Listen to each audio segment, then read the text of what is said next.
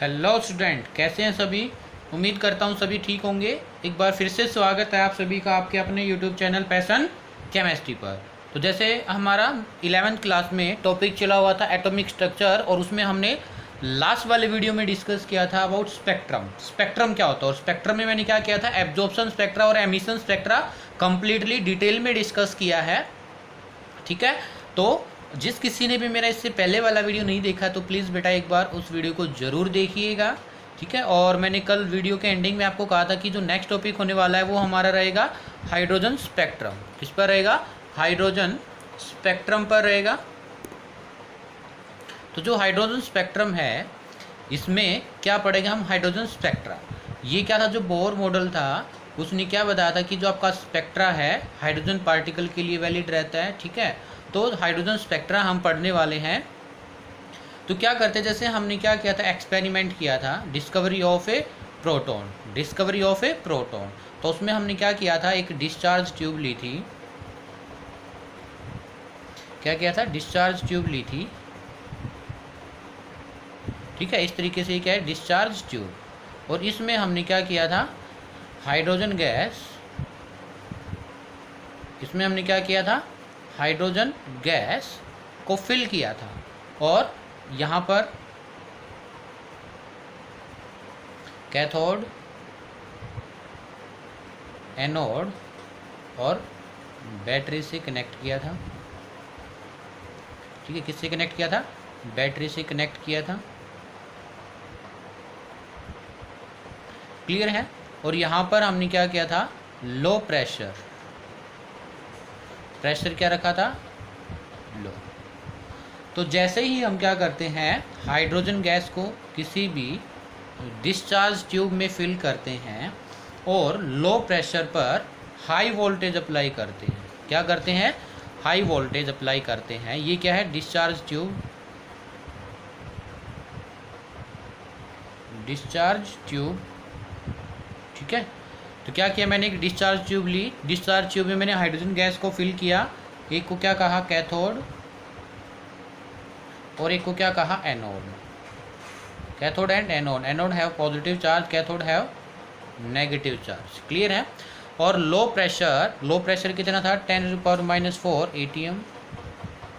इतने low pressure पर मैंने क्या किया, हाई वोल्टेज अप्लाई की। तो जो इसके अंदर हाइड्रोजन गैस फिल है बेटा, ये क्या हो जाती है, आयनाइज हो जाती है। कैसे कन्वर्ट हो जाएगी, आयनाइज होकर के ये 2H पॉजिटिव प्लस 2 इलेक्ट्रॉन्स, इस तरीके से क्या हो जाएगी, आयनाइज्ड हो जाएगी। ठीक है, ये मैं सब कुछ आपको पहले करा चुका हूँ, लेकिन इस हाइड्रोजन स्पेक्ट्रम में इसका यूज़ होगा। वो यूज़ क्या है, ठीक है, इसको आप अपनी लैंग्वेज में लिख सकते हैं। ठीक है, कैसे लिखोगे, if hydrogen gas is filled into A discharge tube at low pressure and high voltage is passed, electron of various hydrogen atom, क्या होगा, जो ये हाइड्रोजन एटम के जो इलेक्ट्रॉन है बेटा, ये क्या करेंगे, एनर्जी को एब्जॉर्ब करेंगे। क्या करेंगे, at this condition,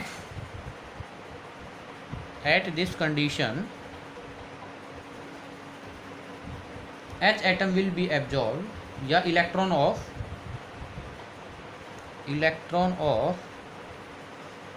various H atom will be absorbed energy and jump to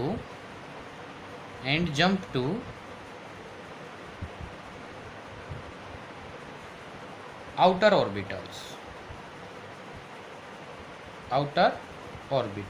outer orbitals में क्या कर जाते हैं, जंप कर जाते हैं। क्लियर है, इसका डायग्राम भी बनाएंगे अभी। आप सिर्फ ये जो बातें हैं, आप एक्सपेरिमेंटल का सेटअप है, फिर होता क्या प्रोसेस आपको समझनी है। फिर इसके बाद क्या होगा, ये आउटर ऑर्बिटल में तो चले गए। तो मैंने क्या बताया था, यहाँ पर साइड में लिख रहा हूँ मैं कहीं, यहाँ पर मैंने क्या बताया था बेटा, कि तब आपका इलेक्ट्रॉन अपनी एनर्जी को इंक्रीज करता है।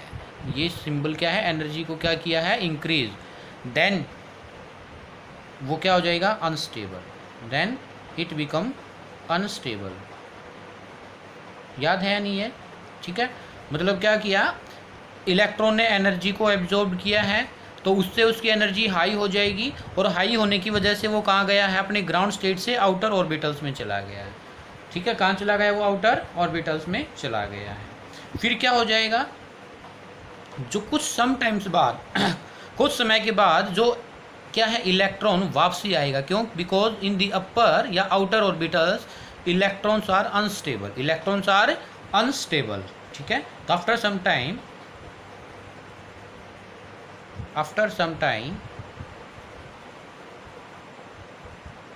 दे रिटर्न्स बैक, जितने भी इलेक्ट्रॉन्स ऊपर गए थे क्या हो जाएंगे वो, दे रिटर्न्स बैक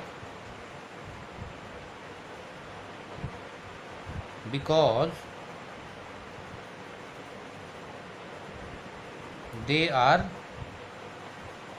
अनस्टेबल, वो क्या थे, unstable, and emit energy,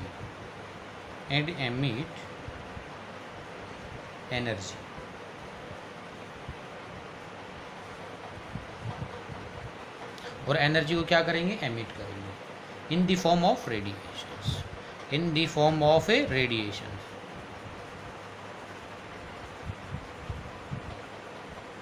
radiations की फॉर्म में क्या करेंगे, एनर्जी को एमिट करेंगे। इफ दिस रेडिएशंस, अगर हम ये रेडिएशंस को इनके इंक्रीजिंग ऑर्डर ऑफ वेवलेंथ में रख दें तो हमें क्या मिलेगा, hydrogen spectrum. If we arranged this radiation in increasing order of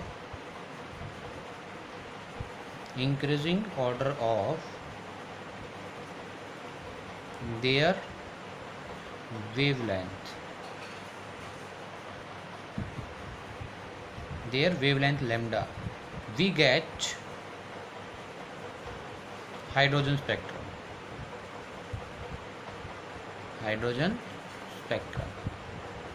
तो यही हमारा टॉपिक था, हाइड्रोजन स्पेक्ट्रम में मिलता कैसे। तो हाइड्रोजन स्पेक्ट्रम जो होता है बेटा, ये 5 सीरीज, या hydrogen spectrum contain 5 series of spectral line. क्या करता है ये जो हाइड्रोजन स्पेक्ट्रम है, हाइड्रोजन स्पेक्ट्रम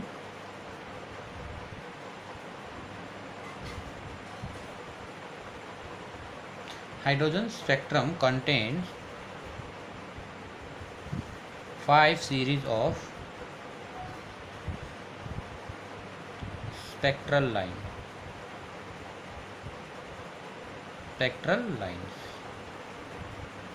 कौन कौन सी होंगी वो, फर्स्ट लेमन,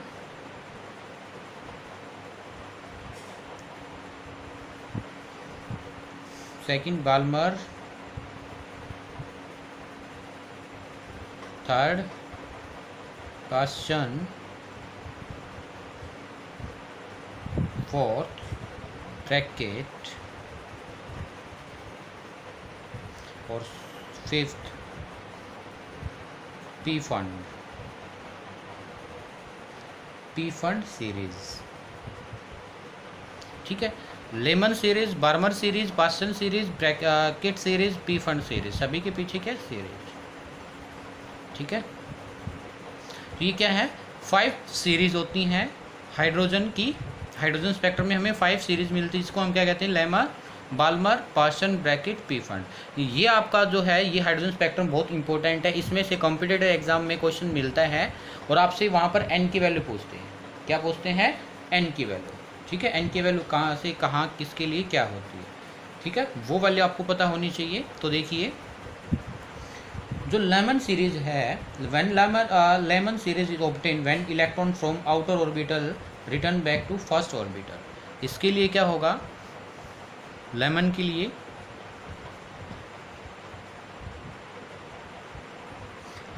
क्या होगा बेटा जी, बताइए। इसके लिए क्या होता है, जो इलेक्ट्रॉन है आउटर ऑर्बिटल से जो आएगा, बैक आएगा, किस में आएगा, return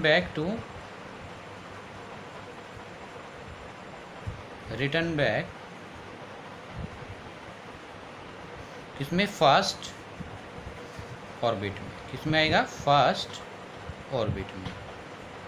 second Balmer, outer orbital से आउटर ऑर्बिटल से रिटर्न बैक किस में आएगा, सेकंड ऑर्बिट में। आउटर ऑर्बिट से कहाँ आएगा, सेकंड ऑर्बिट में। ऐसे ही थर्ड, क्वेश्चन में क्या होगा, return back third orbit, bracket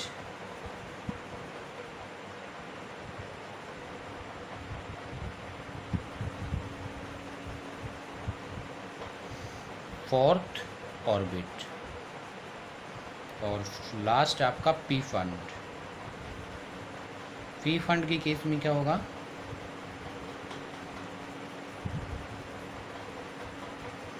ठीक है, फिफ्थ ऑर्बिट।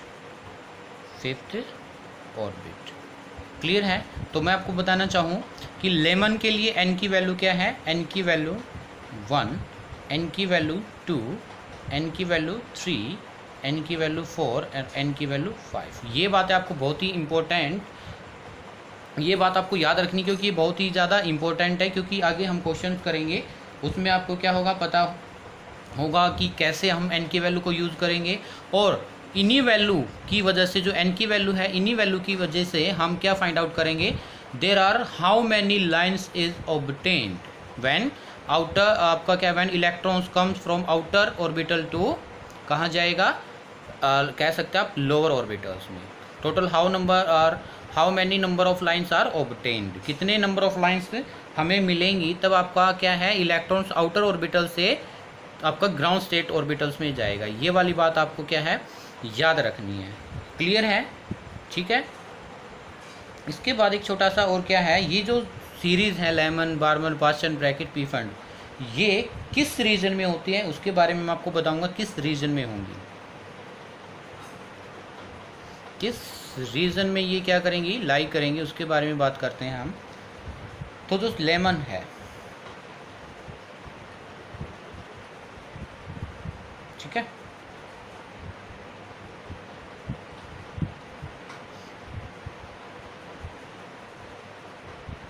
लेमन,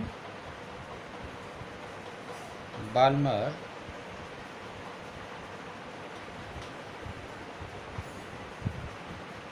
पास्चन,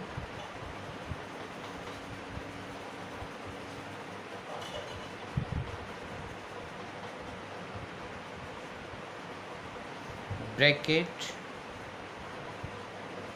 और लास्ट है पी फंड। तो देखो ये Paschen, bracket and P fund है, ये आपकी लाई करती है इंफ्रारेड। किस रीजन में, इंफ्रारेड रीजन्स में। जो बाल्मर है बेटा जी, ये विजिबल में, और जो है लेमन है ये यूवी में, अल्ट्रा वायलेट। यूवी का मतलब क्या है, अल्ट्रा वायलेट। काफ़ी बार पूछा जाता है आपसे क्वेश्चन कि बताइए विच ऑफ द फॉलोइंग, कह सकते हो आप, सीरीज लाई इन यूवी रीजन्स। तो आपको क्या पता होना चाहिए, यूवी रीजन्स में कौन है, लेमन। तो इस टाइप से क्वेश्चन पूछ लिया जाता है इस वाले टॉपिक से। क्लियर है। तो इसको हम कहेंगे लाइन स्पेक्ट्रा। ओके, इसके बाद कुछ हम डिस्कस करते हैं about there are how many lines are obtained. इसके बारे में क्या है, हम डिस्कस करेंगे कि हमें टोटल नंबर ऑफ लाइन्स कितनी मिलेगी, ठीक है। तब आपका हाइड्रोजन वाले इलेक्ट्रॉन्स है वो आपके आउटर ऑर्बिट से तब ग्राउंड ऑर्बिट में आएंगे तब। क्लियर है। तो चलिए देखिए, ये मैंने क्या किया, यहाँ पर n की value differently, n is equal to 1, n is equal to 2, n is equal to 3, n is equal to 4, n is equal to 5, n is equal to 6, n is equal to 7। मतलब मैंने क्या किया, ये different n की value ली है, मतलब different क्या लिया है, ऑर्बिट्स। तो ये क्या कह रहा है, आपको क्वेश्चन कैसे मिलेगा कि तब आपका एक इलेक्ट्रॉन है जो कि आउटर ऑर्बिटल यानी कि n इज इक्वल टू 7 है और वो अपनी ग्राउंड स्टेट में आ रहा है, तो there are how many lines are obtain in hydrogen spectrum. क्या कहता है, ध्यान से क्वेश्चन को सुनना है। आपको ये कह रहा है कि एक इलेक्ट्रॉन है एक्साइटेड स्टेट में है, उसकी ये वाला इलेक्ट्रॉन है इसकी एक्साइटेड स्टेट में, मतलब कि आउटर ऑर्बिटल में है और वो अपने ग्राउंड स्टेट में आ रहा है। किस में आ रहा है? ग्राउंड स्टेट में आ रहा है। तो ये कहेगा कि आपको बताइए कितनी number of lines hydrogen spectrum में ऑब्जर्व्ड होंगी। तो इस टाइप का क्वेश्चन आपका आएगा, कराएंगे आपको, ठीक है, लैंग्वेज वाली। तो आपको इसको समझना है। हमें n की वैल्यू कितनी दे रखी है बेटा? 7। तो सबसे पहले ये वाला जो है कहाँ पर जाएगा? ये वाला इलेक्ट्रॉन्स है, ये वाला इलेक्ट्रॉन्स कहाँ पर जाएगा? आपकी ग्राउंड स्टेट n की वैल्यू 1 किसके लिए थी? n की वैल्यू 1 किसके लिए थी? लेमन। किसके लिए थी? लेमन के लिए। अगर ये 1 में आया, हो सकता है कि ये डायरेक्ट 1 में ना आकर के कहाँ आ जाए? 1 में ना आकर के क्या है, 6 से पहले ये 6 में आए, फिर इसमें आए। तो इसी तरीके से देखो कैसे आएगा, ये डायरेक्ट यहाँ भी आ सकता है, 6 से 1 में भी आ सकता है, 5 से। इस तरीके से हम क्या करेंगे, इसकी लाइन बनाएंगे। 6 से 1 में आ जाए, 5 से 1 में आ जाए, 4 से 1 में आ जाए, 3 से 1 में आ जाए और 2 से 1 में आ जाए। क्लियर है? तो एक बात और देखना, इसमें बिल्कुल ध्यान देने की एक बात और भी है। वो क्या है बेटा, कि जैसे जैसे मैंने n की वैल्यू को इंक्रीज़ किया है, n इक्वल टू 1 2 3 4 5 6 एंड 7, तो अब इसमें देखो ये जो है एनर्जी गैप, ये क्या है, n1 और n2 में क्या है, ये वाला एनर्जी गैप। तो एनर्जी गैप इसमें कम था, इसमें ज़्यादा, इसमें और भी ज़्यादा, इसमें ज़्यादा, इसमें ज़्यादा, इसमें और भी ज़्यादा। ऊपर स्पेस कम था तो इसमें आप ज़्यादा दिखा सकते हो। ये मतलब ये वाली लाइन थोड़ा सा और ऊपर दिखानी थी आपको। क्लियर है?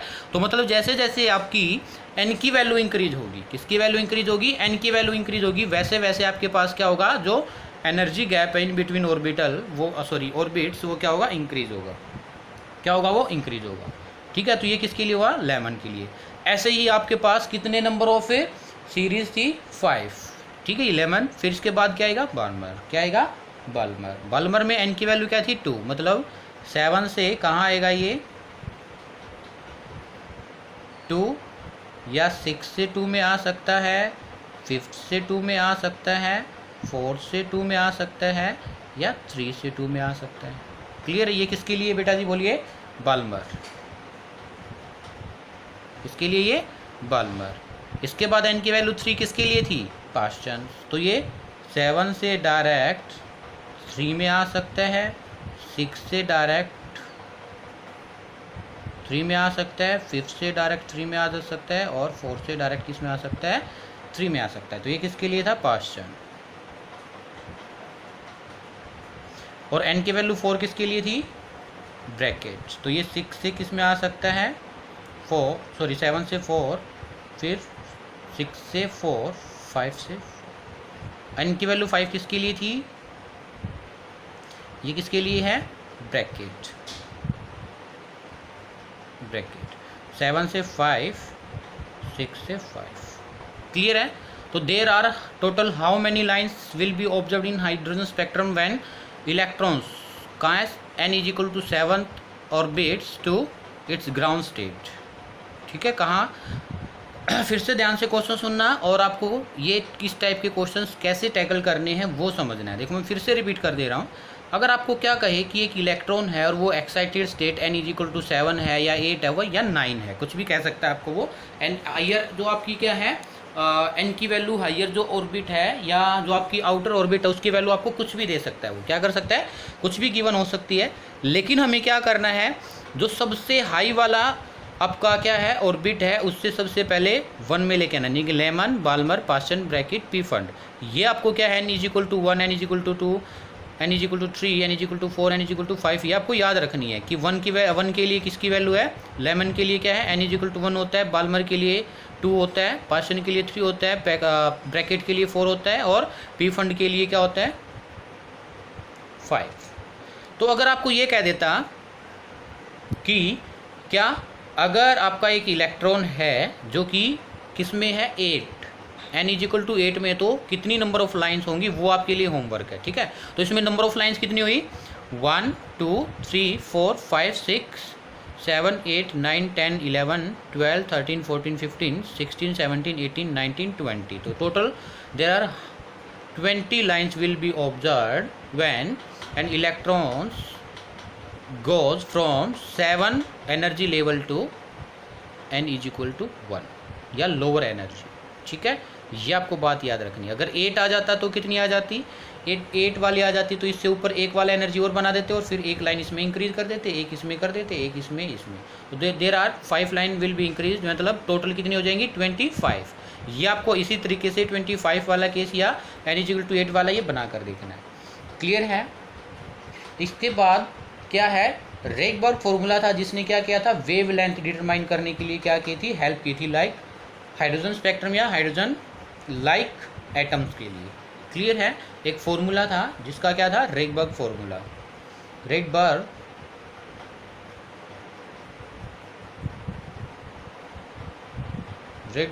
फॉर्मूला। इस फॉर्मूले ने क्या किया बेटा, इस फॉर्मूले की हेल्प से it helps to determine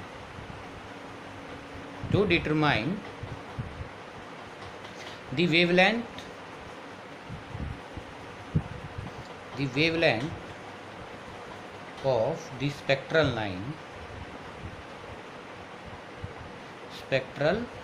line of H spectrum, hydrogen spectrum, या आप कह सकते हो H हाइड्रोजन लाइक स्पेक्ट्रम। तो इसके हेल्प से हम क्या निकाल सकते हैं, वेवलेंथ। क्या निकाल सकते हैं, वेवलेंथ। कैसे निकालेंगे, जो वेव नंबर है न्यू वो क्या होता है, इक्वल टू 1/λ, और ये किसके इक्वल होगा, R Z square 1/n1 square minus 1/n2 square, ये वाली वैल्यू है। ठीक है। जो ये आपका n1 है, n2 क्या नंबर ऑफ आपका n1 इनर ऑर्बिटल, n1 क्या है, नंबर ऑफ इनर ऑर्बिटल, और n2 क्या बेटा जी, number of outer orbital, sorry orbital नहीं, ऑर्बिट, वेरी सॉरी, ऑर्बिट। तो z क्या है, Rydberg constant, sorry atomic number, r क्या है, रेगबर्ग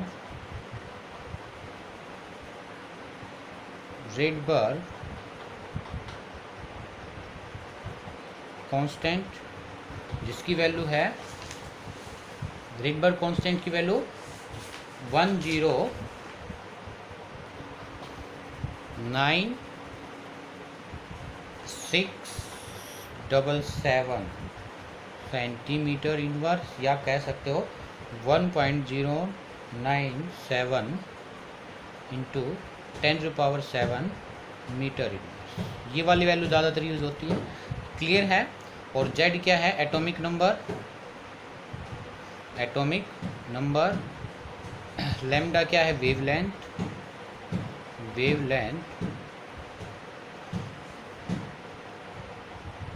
और ये क्या है, वेव नंबर, न्यू बार क्या है, वेव नंबर।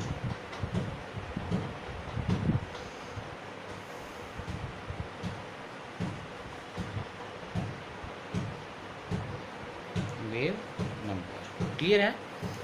ये क्या है, रेडबर्ग फॉर्मूला, जिसके हमसे हम वेव लेंथ निकाल सकते हैं। इसका रिलेशन क्या होता है, wave number is equal to या 1/λ is equal to R Z square, Z atomic number है, आर रेडबर्ग कांस्टेंट जिसकी वैल्यू ये है, और इसमें क्या है 1/n1 square minus 1/n2 square. देखो नंबर ऑफ इनर ऑर्बिटल का मतलब क्या है, नंबर ऑफ इनर ऑर्बिटल का मतलब ये है क्या बेटा, आपको अगर ऐसा बोला जाए, जैसे अब ये क्वेश्चन कराते हैं, ठीक है, आपको ऐसा बोला जाए कि आपके पास एक फोटोन है या इलेक्ट्रॉन है जो कि क्या करता है, emit during a transition from n5 to n2, मतलब फ्रॉम, आपको हाइयर जो एनर्जी आपको दिया मिलेगा n की वैल्यू, वो क्या होगी, आउटर ऑर्बिटल की होगी, और जो लो वैल्यू दी मिलेगी ऑर्बिट की, वो क्या होगी, इनर ऑर्बिटल वाली होगी। कैसे देखना एक बार, अगर आपको कोई ऐसे बोलता है what are the frequency and wavelength, आपको क्या पूछ रहा है, फ्रीक्वेंसी पूछ रहा है न्यू एंड लैम्डा पूछ रहा है, कब, wavelength of a photon, photon की आपको वेवलेंथ और फ्रीक्वेंसी बतानी है, एमिटेड during a transition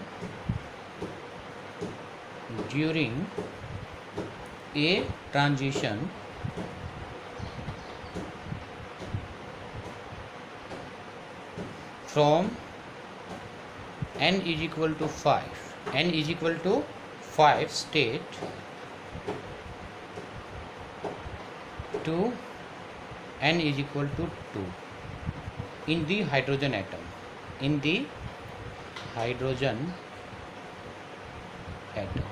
आपको क्या कह रहा है कि हमें रिक्वायरमेंट है फ्रीक्वेंसी और वेवलेंथ की, कब? तब आपका एक फोटोन एमिट कर रहा है, कब? Emitted during a transition from n5, मतलब जो हाइयर वैल्यू दी गई है बेटा ये किसकी है? आउटर ऑर्बिट की है, और जो लो वैल्यू दी गई है मतलब लेस वैल्यू दी गई है वो किसकी है? इनर ऑर्बिट की है। तो you know that nu bar is equal to R Z square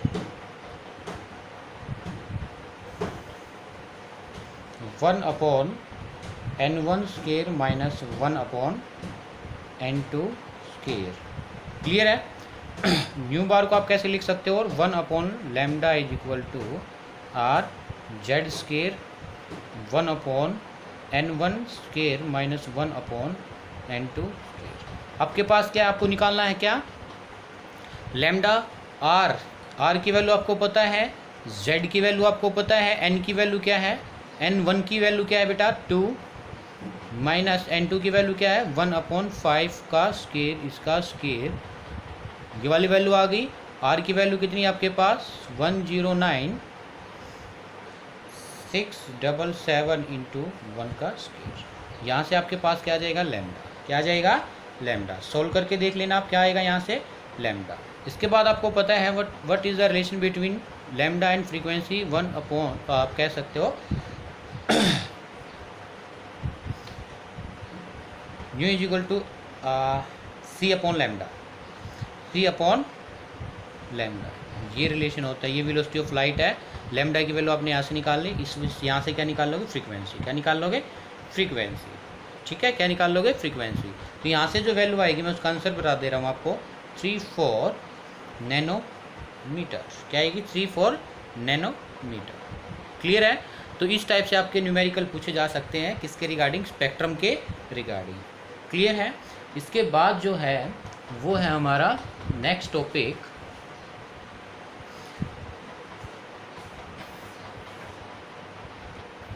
स्कोर्जिनर wave equation. Next topic क्या है? Schrodinger wave equation. स्कोर्जिनर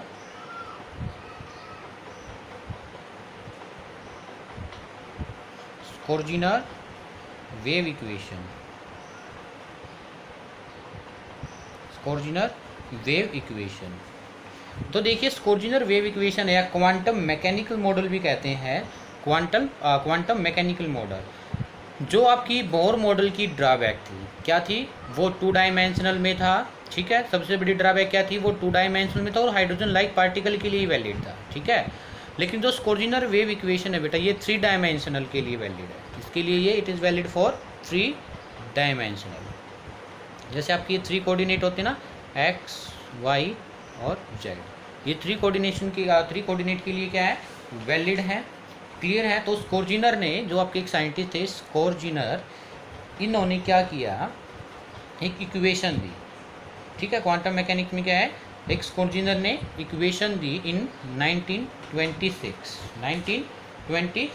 जो कि वेव मोशंस विद पार्टिकल्स को एक्सप्लेन करता है। और इन्होंने क्या इक्वेशन दी? देखो ये 3 डायमेंशनल में था, और जो भी आपकी जो भी ड्रॉबैक थी किसकी? हाइड्रोजन या बोर मॉडल की, तो उसकी सभी मैक्सिमम ऑफ दी लिमिटेशंस जो है वो कवर की स्कोर्जिनर वेव इक्वेशन ने। तो इन्होंने क्या दिया? 3 डायमेंशनल में एक इक्वेशन दी, केमिकल फॉर्मूला दिया आपका, तो इसको बोलेंगे हम करली, और इसको हम कहेंगे साई, करली साई। क्या बोलेंगे? Curly square psi divided by curly X square plus curly square psi divided by curly Y square plus curly square psi divided by curly Z square plus 8 pi square m divide by h square e minus v psi is equal to 0, psi is equal to 0। ठीक है, इसी को हम क्या कहते हैं, स्कोर्जिनर wave equation. क्या कहते हैं हम इसको, स्कोर्जिनर वेव इक्वेशन। क्या कहेंगे हम इसको, स्कोर्जिनर वेव इक्वेशन। ठीक है, और जो ये स्कोर्जिनर वेव इक्वेशन है ये किस कॉन्सेप्ट को रखते हुए बनाई गई, ये de Broglie concept, D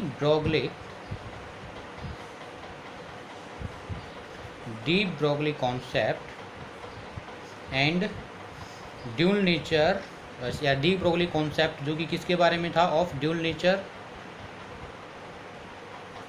dual nature and Heisenberg uncertainty principle.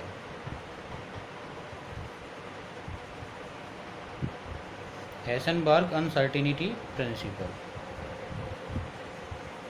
देखो बोर मॉडल ने क्या कहा था कि एक, ध्यान से सुनना, बोर मॉडल ने क्या कहा था कि जो इलेक्ट्रॉन है वो अब क्या होता है, इलेक्ट्रॉन जो है बेटा जी वो न्यूक्लियस के अराउंड एक फिक्स्ड ऑर्बिट में रिवॉल्व करता रहता है। अगर वो फिक्स्ड ऑर्बिटल में रिवॉल्व करता रहेगा तो अगर हमें उसकी, तभी एक फिक्स्ड ऑर्बिटल में क्या करेगा, वो रिवॉल्व करेगा अगर हमें उसकी क्या पोजीशन और मोमेंटम एक्यूरेटली पता हो।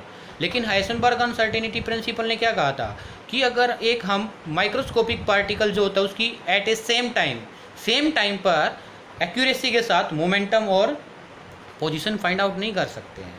क्लियर है, ये देखते हुए फिर क्या किया, स्कोर्जिनर ने मॉडिफाई किया और ये क्या दे दिया कि अपनी अलग से इक्वेशन दे दी। ठीक है, इसमें कौन सी क्या चीज़ है वो एक बार मैं आपको बता देता हूँ। जो साई है बेटा जी, ये जो मैंने साई बोला था इसको बोला एम्पलीट्यूड। क्या कहा इसको, एम्पलीट्यूड। ये इक्वेशन आपको याद होनी चाहिए। और ई है वो क्या है, एनर्जी, और वी है पोटेंशियल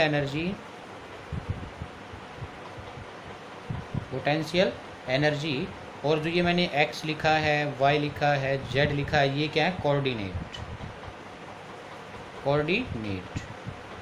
ये वाला x डायरेक्शन के अंदर जो आपकी डायरेक्शन x का कौन सा कोऑर्डिनेट है, x डायरेक्शन में, z की डायरेक्शन में z, और y की डायरेक्शन में y कोऑर्डिनेट। क्लियर है। आपसे एक क्वेश्चन जनरली और भी पूछा जाता है बेटा, वो क्या है, इसी थ्योरी के रिगार्डिंग, जो कि बहुत बार पूछा जाता है। वो आपसे पूछता है, बताइए what is the physical significance of Sai and what is the physical significance of Sai square. ये बात आपको याद होनी चाहिए। What is the physical significance of Sai and what is the physical significance of Sai square. तो जो साई है ये सिंपल एम्पलीट्यूड ऑफ वेव, क्या बताता है ये, only tells amplitude of wave, amplitude of a wave. Clear है। और जो ये साई स्क्वायर है बेटा, ये क्या बताता है, इलेक्ट्रॉन प्रोबेबिलिटी या इलेक्ट्रॉन डेंसिटी, फाइंडिंग ऑफ, या कह सकते हो आप प्रोबेबिलिटी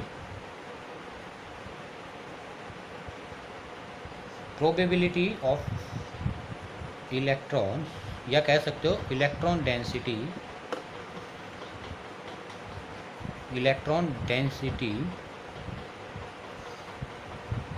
अराउंड द न्यूक्लियस,